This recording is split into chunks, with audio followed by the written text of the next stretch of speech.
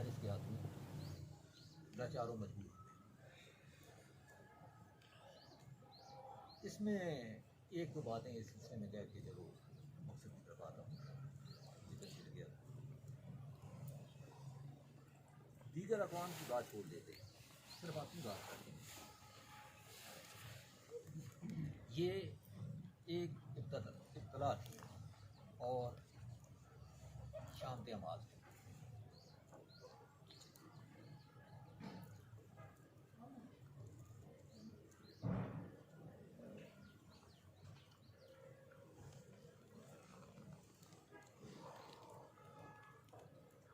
تو جس نے دنیا کا تمام نظام دھرم برم کر دیا، تو ہونا تو یہ چاہیے تھا کہ اس کا ہم احساس کرتے، اپنے عملوں پہ نادم ہوتے اور اللہ رب العزت کے سامنے گڑ گڑا کر اپنی گناہ کی معافی مانگتے۔ لیکن جو ابتلا ہوتی ہے اس میں اب کوئی بات یہ ہوتی ہے کہ اصل میں رجوع و توبہ کی توفیق ختم ہو جاتی ہے اور اس طرح لوگوں کا دھیان ہی نہیں جاتا۔ میں اپنے نقطہ نظر سے سوچتا رہتا ہوں کہ یہ جو وبا تھی اس نے ہمیں عبادات، اپنی نام نہاد عبادات جو ہیں ان کی حقیقت جو ہے اس سے مطلع کرتی ہے۔ یہ میں آج ڈپلومیٹ یا صحیح شائستہ زبان میں کہہ رہا ہوں، اگر لگی لپٹی بغیر کہوں تو پھر میں اپنی ذات کے لیے کہتا ہوں کہ میں اکثر محسوس کرتا ہوں کہ یہ جو ہماری عبادات تھی وہ میرے منہ پہ ماری گئی کہ ہم لوگ جو تھے یہ بڑا سمجھتے ہیں کہ یہ کر دیا وہ کر دیا، تو اللہ رب العزت نے دیکھیں نا، آپ لوگوں نے بھی سنا ہوگا، عبادت گاہیں بند ہو گئیں، حرم پاک بند ہو گیا، مسجد نبوی کی جو حاضری تھی وہ محدود ہو گئی۔ تو بہرحال دعا یہی ہے کہ اللہ ہمیں معاف کرے، ہمارے گناہوں غلطیوں سے درگزر فرمائے، اور کوئی لمحہ اور لحظہ ایسا نہیں ہونا چاہیے جس میں اللہ رب العزت کا فضل و کرم ہمارے سامنے آ جائے۔ معزز سامعین، گزشتہ سال اس کی تقریب جو تھی بڑی بخیر و خوبی سر انجام پا گئی، لیکن اس کے بعد اس وبا کا زور ہو گیا جو ابھی تک جاری ہے۔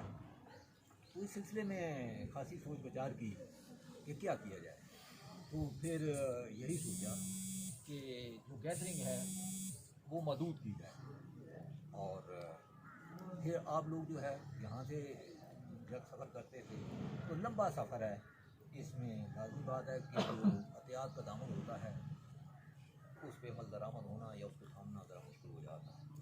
تو اس کا حل یہی نکالا گیا، ہم نے سوچا کہ چلو یہاں جو ہے اس کی تقریب کر لیتے ہیں، ایک ادھر کر لیں گے، تو ایک تو آپ لوگ سفر سے بچ جائیں گے، ایک چونکہ اتنا لمبا سفر ہوتا ہے اس میں وہ جو احتیاط ہوتی ہے وہ مشکل بلکہ ناممکن ہو جاتی ہے۔ تو پتہ نہیں تیسری بات یہ ہو کہ آپ کو قبلہ پیر صاحب کی مہربانی سے یہ اس عذاب سے نوازا گیا ہو کہ اس کی تقریب کا آپ کو انعقاد کر رہے ہیں۔ قبلہ کعبہ کی بہت سی نوازشیں ہیں، ہم جیسے بے عمل اور دنیا دار آدمی آپ کی کرم نوازی سے محبوب اور عظیم سلسلہ ویسے ہمارا تھا۔ آپ جانتے ہیں کہ یہ سلسلہ کون سا سلسلہ ہے؟ اس سلسلے کی نسبت جو ہے یہ امام العاشقین حضرت خواجہ اویس کرنی رضی اللہ تعالیٰ عنہ، وہ حضرت اویس کرنی رضی اللہ تعالیٰ عنہ ان کی ذات مستور تھی اور پتہ نہیں مستور ہی رہتی، لیکن آقا دو جہاں حضرت مسرت سے یہ فرما کر انی لعجد النفس سلیمان بن جبل الیمن، تو لوگوں کو آپ کی عظمت و رفعت سے مانتے ہیں۔ اسی پہ بس نہیں کیا بلکہ لوگوں کو مزید آپ کی رزق و رحمت سے روشناس کرانے کے لیے اپنے دو جلیل القدر صحابی جن میں مولا علی ہیں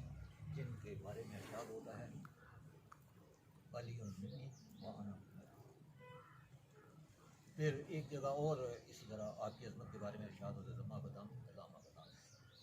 پھر انہی کے بارے میں کہ حضور صلی اللہ علیہ وسلم کا ایک دفعہ ارشاد ہوتا ہے انا دار الحکم والی بابوہا. تو ان کی شان تو اندازہ لگا سکتے ہیں. اور دوسرے وہ صحابی جن کے بارے میں آپ نے فرمایا لوکانہ وعدہ نبی وادی نبی لاکانہ عمر بن الخطاب. یہ دو جلیل القدر صحابی، ان کو اپنا جبہ مبارک، وہ جبہ مبارک جس میں قاب قوسین اور ادنیٰ کی تجلیات جو تھیں وہ سمائی ہوئی تھی، تو وہ دے کے کہا کہ میرے عاشق اویس کرنے کو یہ دینا ہے اور اس سے امت کے لیے دعا کرانی ہے. تو یہ بڑے آزاد کی بات ہے کہ ہمارا تعلق اس سلسلے سے ہے. اس لیے جتنا بھی اللہ کا شکر ادا کرنا. معزز سامعین، آپ حضرات پہ خاص طور پہ بڑا کرم ہے، اور میں اکثر سوچتا ہوں کہ آپ لوگوں کو 2-3 بڑے بڑے اعزازات سے نوازا گیا. پہلی بات یہ ہے کہ یہ وہ سرزمین ہے جس میں محترمہ گلنسا صاحبہ جیسی ولیہ جو باطنی طور پہ قطب عالم کے منصب نیلا پر فائز ہیں، اور یہ آپ لوگوں کے لیے ایک بڑے اعزاز کی بات ہے. دوسری بات آپ لوگوں کے اعزاز کی یہ ہے کہ یہ وہ سرزمین ہے جہاں الحاج مولوی محمد امین رحمۃ اللہ علیہ قطب الاقطاب، وہ ہستی جو ایک توجہ سے ایک اشارے سے حضوری کر دیا کرتی تھی، تو انہوں نے اپنے ظاہری وجود سے بھی اس علاقے کو رونق بخشی. تیسرا بھی ایک بڑا اعزاز ہے کہ قبلہ کعبہ محمد اویسی کا لڑکپن، آپ کی جوانی کا کچھ ایام اس سرزمین میں گزرے، اور آپ کو اس علاقے سے بڑا انس و محبت تھا. اپنے آخری دور میں آپ کی صحت نے یہ اجازت نہیں دیتی تھی تو یہ نہیں آ سکے، لیکن آپ کی توجہ جو تھی وہ بڑی زبردست تھی اس علاقے میں.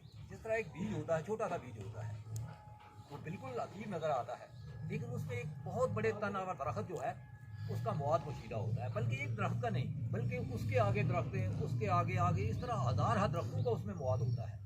اسی طرح وہ توجہ جو تھی اس کا نتیجہ آپ لوگوں کی شکل میں اور انشاءاللہ تعبت جو ہے وہ ظاہر ہوتا رہے گا. یہ بڑے اعزاز کی بات ہے. تو اشارے کافی ہوتا ہے، جتنا بڑا کسی کو اعزاز ہوتا ہے، جتنے بڑے کسی کو انعام سے نوازا جاتا ہے، اتنی اس کے تقاضے بڑھ جاتے ہیں. تو وہ تقاضے آپ سمجھتے ہیں، میں اشارہ ہی کافی ہے کہ ہر جو انعام ہے، ہر جو بڑا اعزاز ہے، اتنا ہی بڑا تقاضا ہوتا ہے. تو اتنی محنت، اتنا یقین، اتنی محبت، اتنا انس جو ہے، اتنی محنت جو ہے اس کی توقع کی جاتی ہے اور وہ فرض بھی ہو جاتا ہے. آپ کہیں گے کہ بھائی قبلہ پیر صاحب کی ذات کے بڑے انعامات ہیں، ایک چھوٹا سا کر کے کیونکہ ٹائم کو ختم کر دیا ہے.